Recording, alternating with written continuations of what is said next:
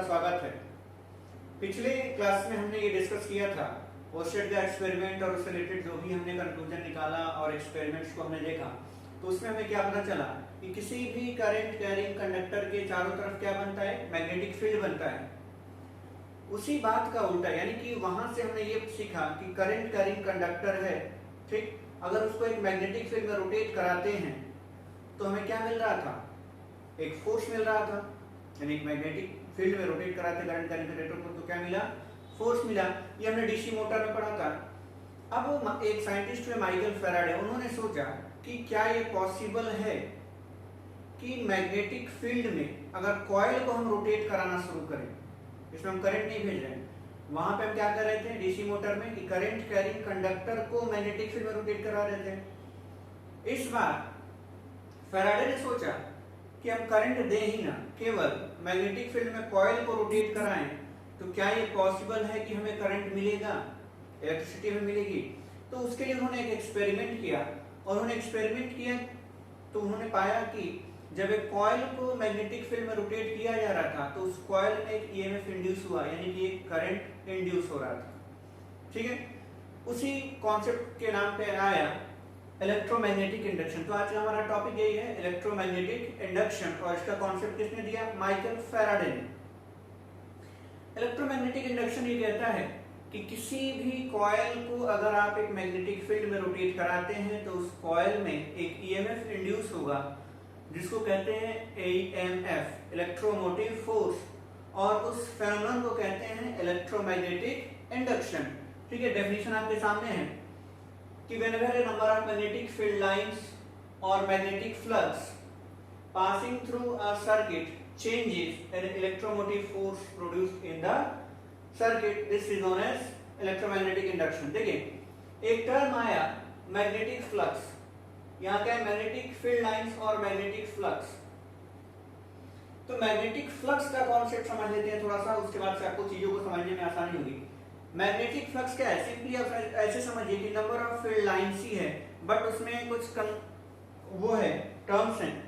जैसे ये कहता है मैग्नेटिक फ्लक्स क्या है, number of magnetic field lines crossing the close surface area, किसी भी क्लोज सरफेस एरिया से क्रॉस होने वाले मैग्नेटिक फील्ड लाइंस को ही क्या कहते हैं, मैग्नेटिक फ्लक्स, और इसको डिनोट करते हैं फाई से, और कहीं ऐसे लिखा होता है फाई बी। ठीक,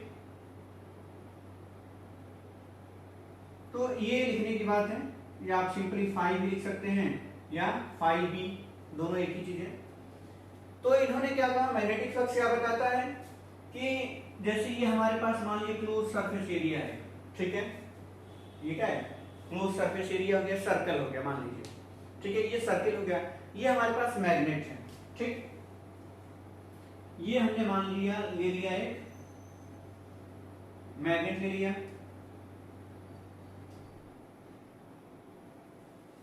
अब नॉर्थ से मैग्नेटिक फील्ड लाइंस बाहर की तरफ निकलती हैं। अब यहां से मान लीजिए आपने इसका मैग्नेटिक फील्ड लाइंस देखा होगा, ये ऐसे निकलता जाएगा,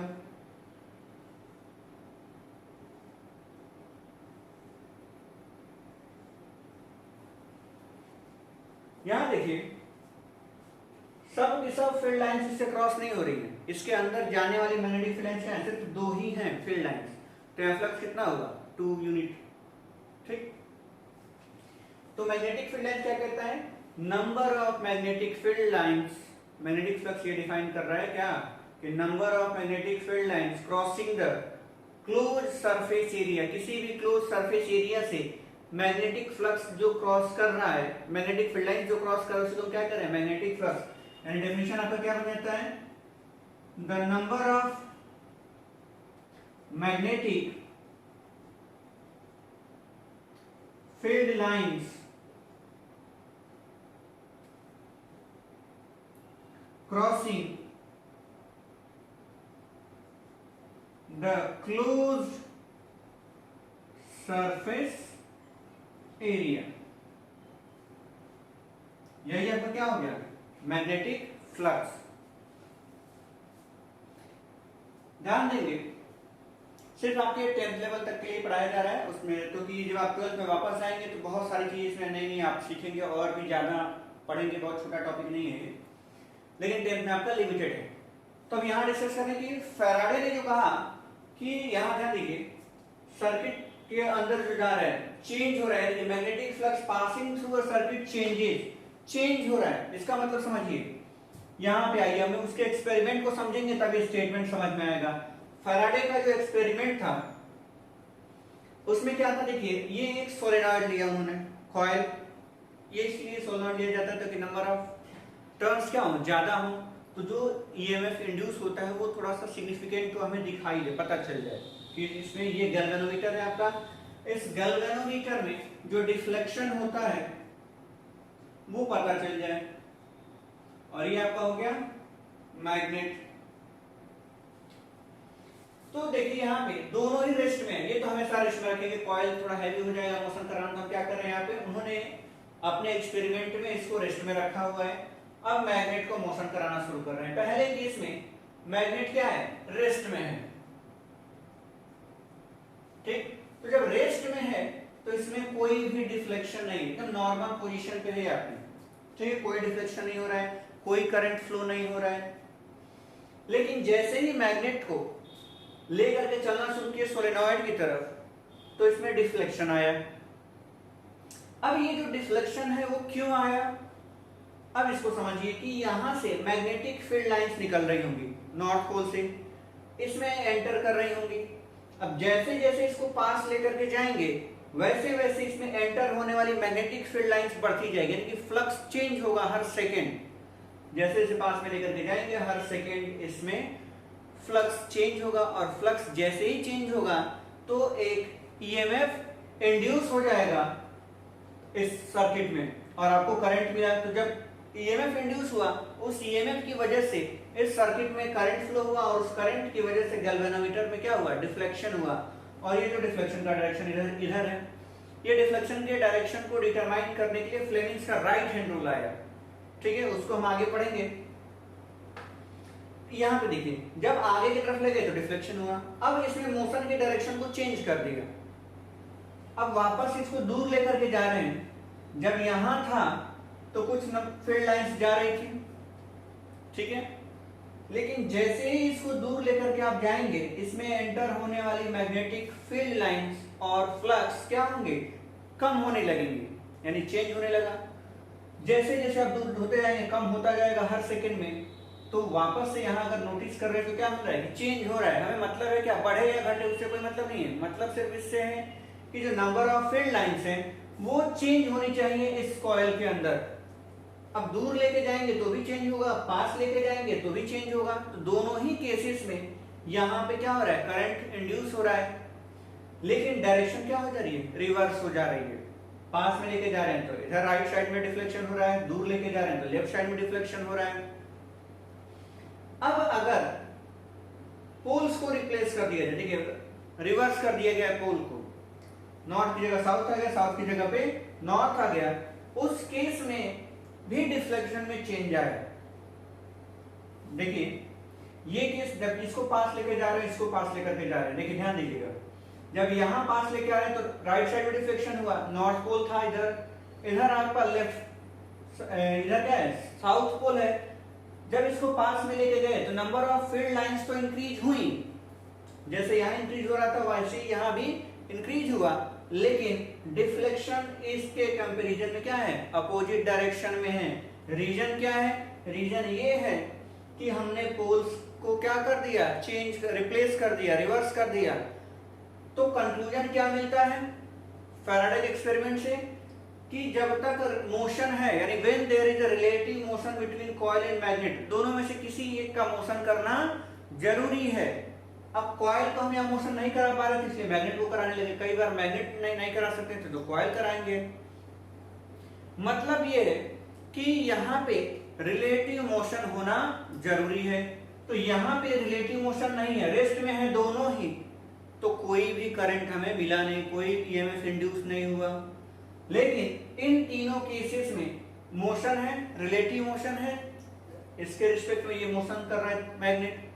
तो जब रिलेटिव मोशन है तो आपको ईएमएफ इंड्यूस हुआ और उस ईएमएफ की वजह से इस कॉइल में करंट इंड्यूस हुआ, यानी डिफ्लेक्शन मिला गैल्वेनोमीटर में। थर्ड पॉइंट ये है कि अगर हम मोशन की डायरेक्शन को चेंज करें या पोलैरिटीज ऑफ मैग्नेट को हम चेंज कर दें, ठीक, क्या कह रहे हैं कि या तो हम डायरेक्शन ऑफ मोशन रिवर्स करें या पोल्स को रिवर्स करें, उन दोनों ही केसेस में करंट की डायरेक्शन भी क्या हो रही है, रिवर्स हो रही है। इट मींस कि deflection in galvanometer also reverse. बात समझ में आई यहां पे। तो और तीसरा कंक्लूजन क्या कहता है कि जो इस डिफ्लेक्शन की वैल्यू है, कब कम होगा कब ज्यादा होगा, इट मींस कि जो वैल्यू ऑफ इंड्यूस्ड करंट है वो बढ़ेगा या घटेगा, कब बढ़ेगा कब घटेगा। तो उसके लिए क्या करें कि अगर हम यहाँ पे नंबर ऑफ टर्न्स बढ़ाते जाएं, यानी और ज्यादा कॉइल लपेटते रहें तो भी बढ़ेगा करंट, या इस मैग्नेट की स्ट्रेंथ को बढ़ा दें, ज्यादा स्ट्रॉन्ग मैग्नेटिक फील्ड लगा दें तो भी करंट बढ़ेगा, या इस वेलोसिटी को बढ़ा दें, यानी जो रैपिड मोशन है उसको भी क्या कर दें, ज्यादा कर दें, बहुत तेजी से मोशन करने लगे, पास जाए या दूर आए, उस केस में भी करंट की वैल्यू, इंड्यूस करंट की वैल्यू क्या होगी, बढ़ेगी। तो फैराडे के एक्सपेरिमेंट का ये कंक्लूजन था हमारा। फ्लक्स समझ में आ ही गया कि number of magnetic field lines crossing the cross sectional area, close cross sectional area, किसी भी क्लोज क्रॉस सेक्शनल एरिया से जो number of magnetic field lines cross हो जाती हैं उसी को हम क्या कहते हैं, मैग्नेटिक फ्लक्स। फाई से डिनोट करते हैं, इसको फाई पढ़ते हैं, PHI, फाई लैटिन वर्ड है। तो इलेक्ट्रोमैग्नेटिक इंडक्शन का प्रोसेस समझ में आया।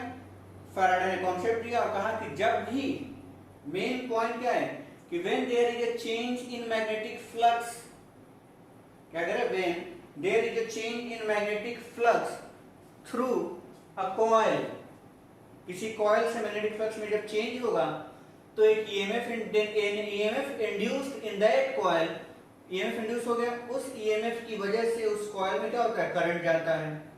तो EMF में देखिए नाम है EMF, इलेक्ट्रोमोटिव फोर्स, लेकिन इसमें फोर्स का कहीं कॉन्सेप्ट नहीं आता है। EMF को हम फोर्स नहीं कहेंगे, नाम भले फोर्स है लेकिन क्या होता है, ये क्या है, फोर्स नहीं है। ये एक्चुअली से आपने पढ़ा होगा इलेक्ट्रिक पोटेंशियल, V, यही पढ़ा है। इलेक्ट्रिक पोटेंशियल का कॉन्सेप्ट आप जानते होंगे, V, और EMF होता है E, ठीक है। तो जो EMF और V में डिफरेंस क्या होता है, जब क्लोज सर्किट, मैंने आपको बताया था कि जब किसी बैटरी को आप क्लोज सर्किट में लगा देंगे तो पोटेंशियल डिफरेंस हो जाता है, और ओपन सर्किट में लगाते हैं तो EMF होता है। इस बात को याद रखेंगे आप कि ये आपका V क्या है, पोटेंशियल डिफरेंस,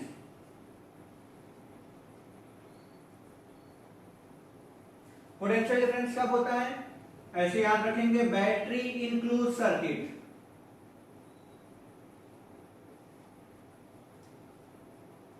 और ये क्या है, E आपका हो गया EMF। EMF होता है बैटरी इन ओपन सर्किट, यानी कि जैसे आप बैटरी को चार्ज करके रखे हैं और कोई यूज नहीं हो रहा है तो उसके पास क्या है, ओपन सर्किट में जब रख रहे हैं तो क्या है, EMF है। EMF का कॉन्सेप्ट क्लियर हुआ। पोटेंशियल डिफरेंस क्या होता है, दोनों का यूनिट वोल्ट होता है। इसी EMF को, यानी कि जब बैटरी चार्ज करके रखे हैं तो EMF है, उसको चार्ज की हुई बैटरी को यूज करना शुरू कर दिए सर्किट में तो क्या हो गया, आपका पोटेंशियल डिफरेंस बन जाता है। तो यहाँ पे अभी बहुत सारी चीजें बाकी हैं। हमने सिर्फ ये देखा कि इलेक्ट्रोमैग्नेटिक इंडक्शन क्या होता है, फैराडे का एक्सपेरिमेंट क्या था, उसका कंक्लूजन क्या था, मैग्नेटिक फ्लक्स क्या होता है।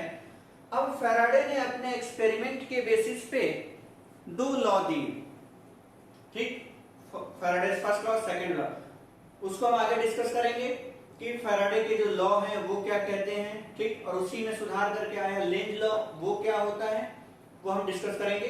इसको आप नोट कर लीजिए। हाँ, तो ये हमने डिस्कस किया इलेक्ट्रोमैग्नेटिक इंडक्शन और फैराडे एक्सपेरिमेंट के बारे में। तो फैराडे ने अपने एक्सपेरिमेंट के कंक्लूजन के बाद से दो लॉ दिए इलेक्ट्रोमैग्नेटिक इंडक्शन का। उनका पहला लॉ ये था, देखिए जो स्टेट डेफिनेशन है इसी में से उन्होंने दो लॉ बनाया, ठीक है। पहला लॉ ये था कि जो मैग्नेटिक फ्लक्स हो रहा है कॉइल के साथ जो लिंक होता है, डेफिनेशन में क्या आपने सुना कि जब फ्लक्स जो लिंक हो रहा था कॉइल में वो जब तक चेंज होगा तब तक उसमें क्या होगा, ईएमएफ इंड्यूस होगा, और वो इंड्यूस ईएमएफ तभी तक उसमें रहेगा उस कॉइल में। वो इंड्यूस ईएमएफ एक बार बन गया तो ऐसा नहीं कि हमेशा रहेगा, वो तब तक ही रहेगा जब तक उसमें चेंज होता रहे फ्लक्स का। एक बार आपने फ्लक्स चेंज को रोक दिया, जो इंड्यूस ईएमएफ था वो क्या होगा, अपने आप खत्म हो जाएगा।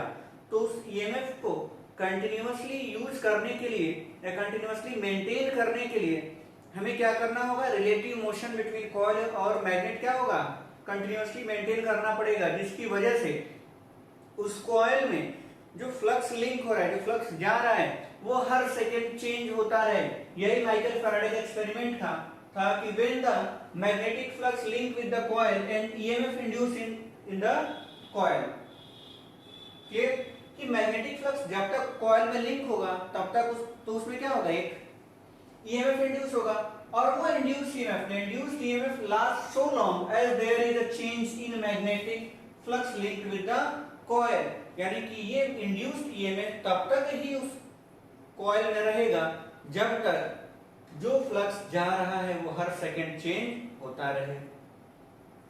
दूसरा लॉ उन्होंने मैथमेटिकल दिया, ये तो लॉजिकल था, मैथमेटिकली ये दिया कि जो मैग्नीट्यूड ऑफ इंड्यूस्ड ईएमएफ होगा वो directly proportional to the negative rate of change in magnetic flux. क्या कहा कि ईएमएफ यानी दैट इज, हम ये कह सकते हैं EMF equals to minus d phi by dt। ये उन्होंने कहा कि जो ईएमएफ है क्या है, negative rate of change of flux, phi flux हो गया, डी बाई dt रेट हो गया। तो ये बता रहा है नेगेटिव क्यों कहा गया, नेगेटिव इसलिए कहा गया कि अब यूनिवर्स का ये इकलौता ऐसा फॉर्मूला है, ये इकलौता ऐसा फिजिकल क्वांटिटी है, क्या करें, यूनिवर्स का ये इकलौता ऐसा फिजिकल क्वांटिटी है जो अपने प्रोड्यूसर का अपोज करता है। अब देखिए ईएमएफ प्रोड्यूस हो रहा है, किसकी वजह से हुआ, rate of change in flux. EMF किसकी वजह से प्रोड्यूस हुआ, ये ऐसे अगर हम लिखना चाहें तो साइन ऐसे लगा देते हैं सिंबल, यानी ईएमएफ जो प्रोड्यूस हो रहा है किसकी वजह से हो रहा है, rate of change in flux. लेकिन ये इसको क्या कर रहा है, अपोज कर रहा है। एक बार जो ईएमएफ सेट हो गया कॉइल में, मान लीजिए कि ये कॉइल है और हम मैग्नेट को लेकर के पास में आए, जैसे ही पास में गए 4 मान के बीच में मैग्नेटिक फ्लक्स एंटर की 1 सेकंड में, उन 4 मैग्नेटिक फ्लक्स की वजह से इस कॉइल में क्या हुआ, एक ईएमएफ सेटअप हो गया। वो ईएमएफ फर्दर अपोज करेगा, वो 4 से ना तो कम होने देगा ना ज्यादा होने देगा, वो वहीं पे उसको रोक के रखना चाहेगा। तो अगर ऐसा होगा, रुक गया, अगर आपने उसको रोक दिया वहीं पे तो फिर ईएमएफ खत्म। यानी जो ये प्रोड्यूसर है, ईएमएफ का जो प्रोड्यूसर है rate of change of flux d phi by dt, उसको अपोज करता है, इसलिए नेगेटिव साइन आ गया। नेगेटिव साइन का कॉन्सेप्ट क्या होता है, अपोज करने का यहाँ पे है। समझ में एक बार, इसी को एक्सप्लेन कर दिया लेंज ने। अभी हम इसके बाद जस्ट आपको लेंज लॉ को समझाएंगे। लेकिन ये जो ईएमएफ इंड्यूस हो रहा है इसकी वजह से कॉइल में इंड्यूस करंट मिल रहा था, उस इंड्यूस करंट की डायरेक्शन हम एक्सपेरिमेंट में देखे कि डिफ्लेक्शन हो रहा है, कभी लेफ्ट हो रहा था कभी राइट हो रहा था। गैल्वेनोमीटर में जो डिफ्लेक्शन है वो क्यों राइट लेफ्ट हो रहा था, चेंज क्यों हो रहा था, और डायरेक्शन हम कैसे डिटरमाइन करेंगे कब लेफ्ट होगा कब राइट होगा।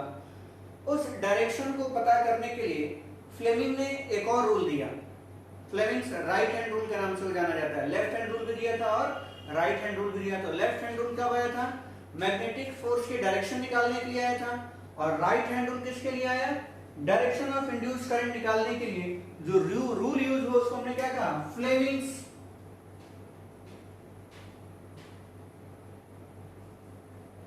Right hand rule, right hand rule.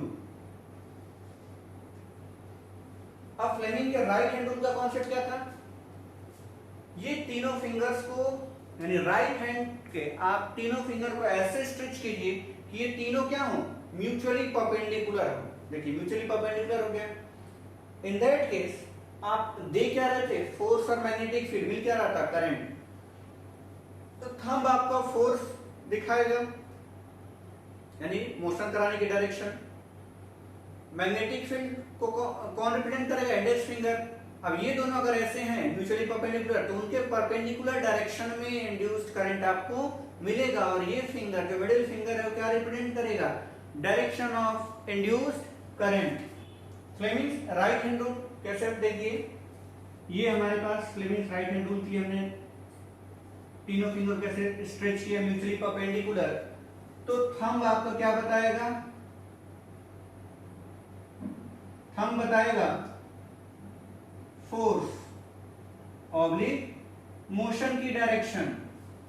Thumb represent कर रहा है फोर्स या मोशन किस डायरेक्शन में लग रहा है। इंडेक्स फिंगर आपका बताएगा direction of magnetic field, magnetic field की डायरेक्शन बताएगा।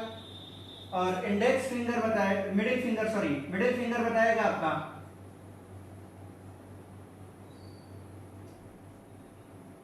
Direction of induced current, direction of induced current, यानी FMC father mother child, force magnetic field and induced current. इसका एप्लीकेशन भी हम सीखेंगे, लेकिन इसको आप ध्यान समझिए कि left hand rule magnetic force निकालने के लिए आता था, और right hand rule induced current की डायरेक्शन पता करने के लिए आया। तो राइट हैंड रूल क्या कहता है? फ्लेमिंग्स का राइट हैंड रूल ये कहता है, एक कंफ्यूजन है, राइट हैंड थंब रूल भी एक होता है, उसको मैक्सवेल ने दिया था, राइट हैंड थंब रूल को मैक्सवेल ने दिया था, और फ्लेमिंग्स राइट हैंड रूल है। तो राइट हैंड थंब रूल आता था मैग्नेटिक फील्ड की डायरेक्शन पता करने के लिए करंट कैरिंग कंडक्टर में। Left hand rule Fleming's left hand rule आया डायरेक्शन ऑफ मैग्नेटिक फोर्स निकालने के लिए, और फ्लेमिंग्स राइट हैंड रूल आया डायरेक्शन ऑफ इंड्यूस्ड करंट निकालने के लिए। तीनों में कंफ्यूजन होना है, तीनों को आप एक जगह नोट करके अच्छे से माइंड में कॉन्सेप्ट बना लीजिए कि कब कहां यूज होगा। तो फ्लेमिंग्स राइट हैंड रूल का स्टेटमेंट देता है कि आप अपने तीनों फिंगर को, स्टेटमेंट में बोल दे रहा हूं, आप लिख लेंगे, ध्यान देंगे, सुनिए। फ्लेमिंग्स राइट हैंड रूल का स्टेटमेंट है, stretch the 3 fingers of your right hand such that all 3 fingers are mutually perpendicular to each other. In that case, thumb will represent the direction of force, index finger represent the direction of magnetic field, then the middle finger will point the direction of induced current. बात समझ में आ गई? तो इसको आप note कर लीजिए। अब इसमें हम क्या करते हैं कि ये जो नेगेटिव कॉन्सेप्ट आया था, यहां से लेंज लॉ एक बना, लेंज ने इसको और एक्सप्लेन किया है, उसके बेसिस पे उन्होंने अपना एक लॉ दिया। तो हम इसके बाद पढ़ेंगे लेंज लॉ क्या होता है। तो देखिए, फैराडे के दोनों लॉ में हमने देखा, पहला लॉ क्या कहता था कि जब तक फ्लक्स लिंक होगा तब तक इंड्यूस्ड ईएमएफ मिलता रहेगा कॉइल में, और दूसरा क्या कहा था कि जो इंड्यूस्ड ईएमएफ का मैग्नीट्यूड होगा वो किस पे डिपेंड कर रहा था? Directly proportional to the negative rate of change of flux. अब उसमें जो नेगेटिव का कॉन्सेप्ट था वो क्या था? अपोज करने का कॉन्सेप्ट था, कि जो अपने प्रोड्यूसर का ईएमएफ क्या जो इंड्यूस हुआ वो अपने प्रोड्यूसर का क्या करता है? अपोज करता है। उसको एक्सप्लेन किया किसने? लेंज ने। माइकल फैराडे ने सिर्फ और सिर्फ स्टेटमेंट दिया था, उसमें उन्होंने नेगेटिव को अपोज करने का कॉन्सेप्ट समझाया नहीं था, लेकिन लेंज ने उसको बाकायदा एक्सप्लेन किया और उसको कंजर्वेशन ऑफ एनर्जी से कोरिलेट करके समझाया।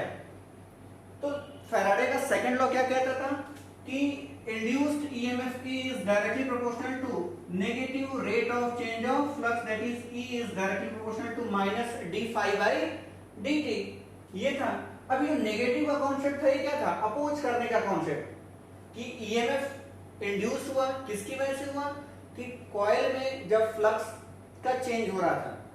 अब एक बार जैसे ही चेंज होगा कॉइल में फ्लक्स, एक ईएमएफ इंड्यूस हुआ, वो इंड्यूस्ड ईएमएफ फर्दर फ्लक्स को चेंज होने से रोकना चाहेगा। उसी को बताया किसने? लेंज ने। अब यहां ध्यान दीजिए, कि जैसे ये आपके पास एक कॉइल है और यहां पे हमारे पास एक मैग्नेट है। अब यहां से कुछ मैग्नेटिक फील्ड लाइंस निकल करके जाएंगी कॉइल में। यहां हमने दिखा दिया क्या कि 4 जा रही है एक बार में। जैसे मान लीजिए ये मोशन करा रहे हैं इधर v वेलोसिटी से, किसी इंस्टेंट पे 2 मैग्नेटिक फ्लक्स एंटर की इसमें। अब जैसे ही 2 मैग्नेटिक फ्लक्स एंटर करेंगी, एक ईएमएफ क्या होगा इस पे इंड्यूस हो जाएगा। वो इंड्यूस ईएमएफ अब वापस नहीं चाहेगा कि इसमें 2 से ज्यादा या 2 से कम इसमें फ्लक्स हो। अब हम, लेकिन अगर ऐसा हुआ, अगर चेंज नहीं हुआ तो ये क्या होगा, फिर खत्म हो जाएगा ईएमएफ। क्यों? क्योंकि इसमें चेंज होना जरूरी है। चेंज जब तक होता रहेगा तब तक इसमें ईएमएफ बनता रहेगा। एक बार चेंज होना बंद हुआ, ईएमएफ भी उसमें से खत्म हो जाएगा। तो लेगी ने कहा कि अगर हम कंटिन्यूअस ईएमएफ चाहते हैं तो हमें एक्सटर्नल वर्क करना पड़ेगा, एक्स्ट्रा फोर्स लगाना पड़ेगा। यानी कि जब ये ईएमएफ इसके मोशन को अपोज करेगा तो उसके अपोजिशन के अगेंस्ट में हम वापस से वर्क करेंगे और हम क्या करेंगे, इसको मोशन कराते रहेंगे। तो जितना ज्यादा हम फोर्स लगाएंगे इसमें चेंज होना शुरू होता जाएगा, क्योंकि ईएमएफ जैसे जैसे बढ़ता जाएगा अपोज करने की उसकी कैपेसिटी भी क्या होगी, बढ़ती जाएगी। तो हमें जो एक्सटर्नल फोर्स लगा रहे हैं वो और ज्यादा करना पड़ेगा। और जो हम फोर्स लगाएंगे यानी वर्क जो करेंगे वही वर्क एनर्जी के फॉर्म में स्टोर होता जाएगा और ये इंड्यूस ईएमएफ को बनाने में हेल्प करेगा। तो यही कहता है कि लेंज लॉ ने क्या कहा कि ईएमएफ का जो इंड्यूस हो रहा था, जो ईएमएफ इंड्यूस हो रहा था कॉइल में, उसमें उन्होंने कंजर्वेशन ऑफ एनर्जी का कॉन्सेप्ट और अपोजिशन का कॉन्सेप्ट दिया था। Means Lenz law also validate the law of conservation of energy, यानी कंजर्वेशन ऑफ एनर्जी पे ये वर्क करता है, ये लेंज ने बताया। क्लियर हुआ? इसको आप कर लीजिए। आपका पूरा का पूरा इलेक्ट्रोमैग्नेटिक इंडक्शन का जो प्रोसेस है आपके सिलेबस के अकॉर्डिंग वो कंप्लीट हुआ। अब इसका जो एप्लीकेशन है, देखिए हमने क्या क्या सीखा इसमें कि इलेक्ट्रोमैग्नेटिक इंडक्शन क्या होता है, इंड्यूस ईएमएफ या इंड्यूस करंट क्या होता है, फैराडे के एक्सपेरिमेंट उसके कंक्लूजन के बारे में हमने डिस्कस किया, और जो इंड्यूस करंट मिल रहा था उसके डायरेक्शन को निकालने के लिए फ्लेमिंग्स का राइट हैंड रूल हमने डिस्कस किया। अब इस पूरे प्रोसेस का हमारा यूज कहाँ है, डेली लाइफ में आपको कहीं ना कहीं आपको इसका यूज दिखेगा। वो यूज है आपका जनरेटर। जनरेटर आप सबने देखा होगा। तो हमारा अगला टॉपिक है एसी जनरेटर, उसके बारे में हम डिस्कस करेंगे। इसको नोट कीजिए।